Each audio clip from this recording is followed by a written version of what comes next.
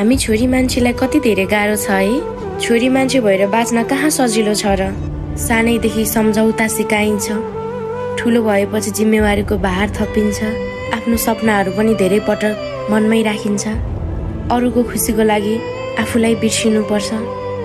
तर पनि छोरी मान्छे चाहिँ कमजोर हुनु हुँदैन है। लडेको ढुङ्गाले त ठाउँ पाउँछ भने हामी त एउटा छोरी मान्छे हो।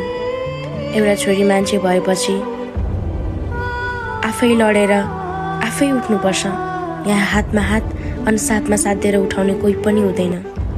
एउटा छोरी मान्छे भएपछि सहनु सक्नुपर्छ, सुन्नु सक्नुपर्छ, किनकि छोरी हुनु भनेको सिर्फ सहनु मात्र होइन, सहनशीलता मात्र होइन, आँट, हिम्मत अनि हैसियत बनाएर चाहिँ अगाडि बढ्नेलाई छोरी मान्छे भनिन्छ। बलियो भएर बाँच्नुपर्छ। यो समाजले त त्यसै पनि राम्रो काम गर्नेलाई कहिले पनि बाँच्न दिँदैन, तर हाँसेर बाँचेर देखाउनुपर्छ।